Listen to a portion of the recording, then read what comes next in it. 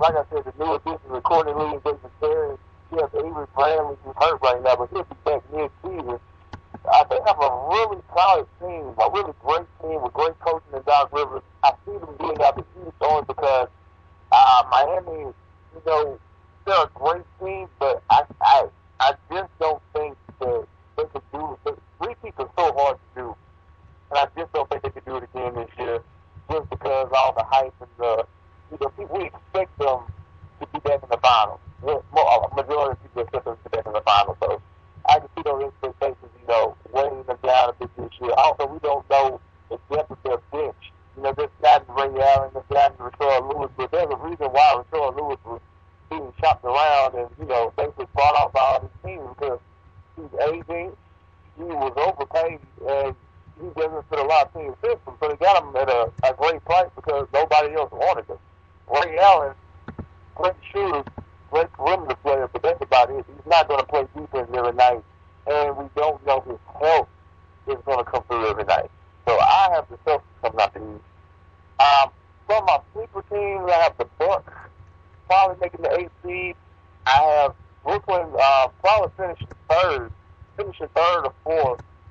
I have the Pacers taking the number 2 seed. No, not number 2, number 3. Sorry. And Celtics finishing 2. Miami finishing 1.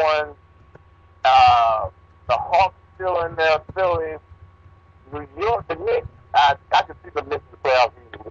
No way you get rid of a young point guard, overpay an older point guard, and start a veteran point guard who you had once in Raymond Felton, and then you let go, and now you get him back at a discount, and he's the starter.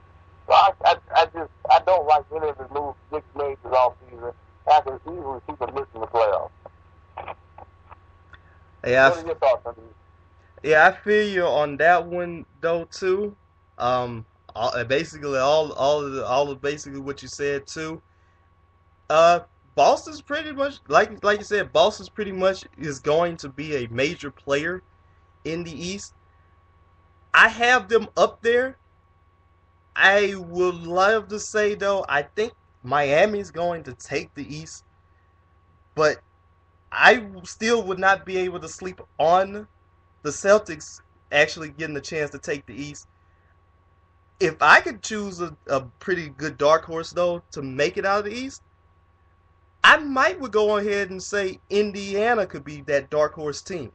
It just depends on are they ready to really make that next leap. They have a good team here with Roy Hibbert, Danny Granger, Paul George. I think George Hill as well being their point guard. They also got Jan Mahimi from the Mavericks. They lost a few key players, and also they also got still have David West on their team as well.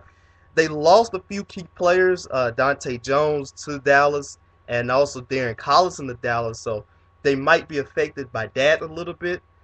But I think that this team is starting to gradually make themselves into a decent team in the East. We saw in 2010 they played they lost in 5 games to Chicago, but it was a very tough 5 games, and you saw that team improve. And last year they actually had the Miami Heat up 2-1 before losing in 6 games to them. And I think my thing is I got a good feeling that they're more than likely might play the Boston Celtics in the East semis, and I really think they could try to at least give them a pretty good series. Maybe the series might go like 6 or 7 games. I think. As far as the order that I feel like the East is gonna go in, obviously Miami is gonna be number one. I feel like, but I think uh, Boston's gonna be number two. I have Indiana at 3. At 4, um, at 4, I think, I think it's probably going to be I might would go on and say maybe the Knicks at 4. Even though they have all the problems that they have, I think the Knicks are going to be 4. I like Wow, the this. Knicks at 4? I know. It might be a little bit high for them, but I think that they got it. It's mostly because I guess I just want to see like a Knicks Nets series, and that's probably why I'm gonna put the Nets at 5. 6, I think the Hawks are gonna be 6. They still got a good team. I don't think they're gonna be out of it though, so I think they're gonna be at 6. Um, I want to go on and say I probably put the Bulls maybe at 7 for now, because we don't know how good Rose is going to be when he comes back from his injury. I really hope that he is going to be the same player, and they do have some good players also around them to help them carry out. But I think they might be the 7th seed at least, and that's all they basically need to try to be, at least in the East, because it's going to be easy for them. And at 8, um, at 8, let me see. I'll go on and probably say maybe Washington sneaks in at 8 at this time. I think Washington has a good young team, and I think they have pretty much the pieces here that John Wall is actually gonna. He really likes this team. I have a feeling that he's not gonna be like frustrated about this team as probably as how he was in the past and stuff. But I think they got themselves a pretty good team, and I think they could try to sneak in at 8 for now, right now. So if I could just see it right now, I think that's how it's going to happen. So yeah. uh, Knicks at 4. Wow, boy, that is high. I know, I know, You have a lot of faith. If it's now, you're a Dallas fan. There's a kid went to the Knicks. Do you see kids playing that much of a deep part of them going to 4 after they finished 8 the last 2 years? To be honest with you, I don't think he's gonna play that much of a big. I don't think he's gonna play that much of a big part. Basically, the only thing how he did in Dallas was basically he was a person. He was still a player that was going to give you assists, but he was mostly used as kind of like a spot shooter to help you out in shooting a few threes here and there and stuff. And that's how it was like the last couple of years. He could still pass the ball pretty well. Yeah, I think I think it's kind of what the Knicks needed. They needed a little bit of a veteran point guard, but they kind of needed a better point guard as well. In a way, though, the Knicks do have a little bit of an AARP type team, though. In my opinion, they kind of do. I'm just gonna be serious about that.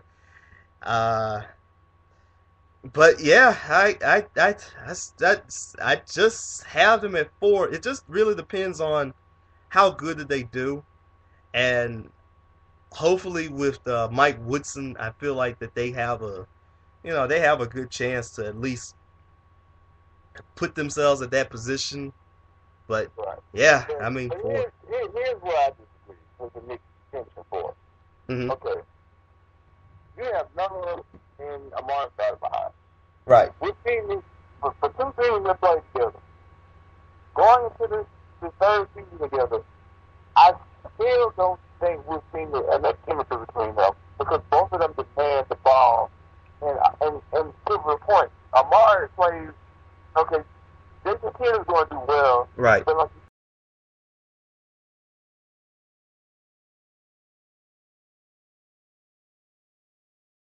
veteran force are coming up the ditch.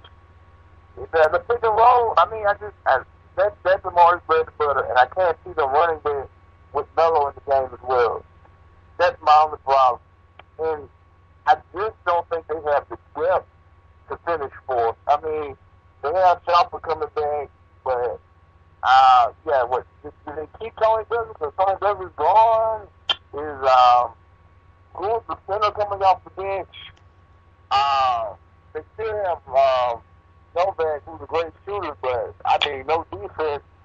I don't really like this Knicks team as far as postseason goes. Look at the last 2 years, they finished eighth and they've got to put out the first round. Granted, they can turn around, but the finish fourth, I just can't see that happening when you have a Bulls team that's just as good as the Knicks without their Rose. You have the Sixers, who have a solid big man in Bynum, Thaddeus Young, other role players. You have, I like the Nets over them right now because the Nets, we don't know what they're going to do in the defensive end, but we know they can score points with Joe Johnson, Darren Williams, and Lopez. Atlanta, I see Atlanta still being better than the Knicks because Atlanta has a bench and they have role players that know their places. I just don't like the New York Knicks team. I just don't. I tried buying into them when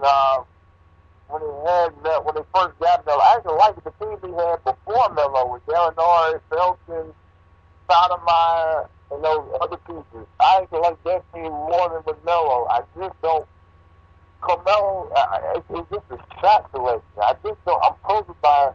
I mean, he can win you the game, and at the same time, you can lose the game, but he'll have 50 points. So, we'll see how that goes. But right now, I just can't buy it for number 4. Oh, yeah. Oh, yeah, true. And I kind of look at the bench here. Like you said, where is really the depth? It's just, I don't know. It's just basically, I guess I just see it. I don't know. It's just me kind of basing it a little bit on talent as well. They have the talent. Yeah, they do have the talent. If Amari, if Melo can work out, you're definitely right about them finishing at least 4. No doubt about that. Mm-hmm. Because they have the talent. Chandler as well. Chandler, who definitely one of the reasons why they went to the playoffs. So if he wasn't there, he was gone. Because he gave them a defensive presence, rebound and block, and a tougher image.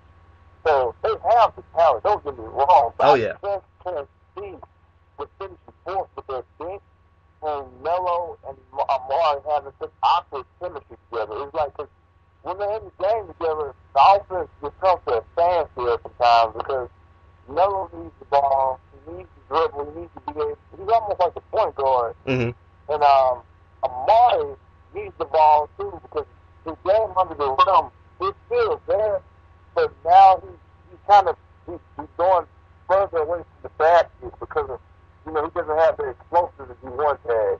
So, and also his injuries. I mean, I follow Amari very closely because I love the Phoenix Suns when it was Van Seminarian and the 7 seconds of last era. I loved it. Oh, yeah. But Amari has a catalog of injuries that are starting to catch up with him. I mean, he has the repair knee, he has the retina injury that he has to wear the glasses every game now. He has the back spasm. He hurt his hand last year by punching glass. The guy has a history of injuries, so he can write at least 10 games off for Amari Stoudemire to get in the season. Mm-hmm. So, it's a team with a lot of talent and a lot of potential. But hey, boys, it's a good four. That's everybody picks, so we'll see how it goes. Oh, yeah, most definitely. We will see how it goes. And it should be actually a pretty good part in the East. We'll see who actually gets a chance to step up and everything like that.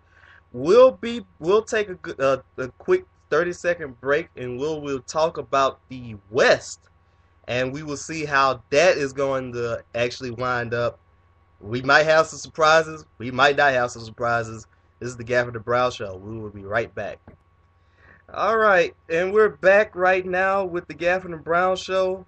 Once again, if you are listening to us right now, feel free to leave a comment. You could drop a comment right down there at the little speaking box right down there. Or if you also want to get on the show, just like I said, feel free to leave a comment. Feel free to leave a comment at either one of our Twitter pages as well too, and we'll try to also get your interaction as well on the show too. So we're gonna talk about the West right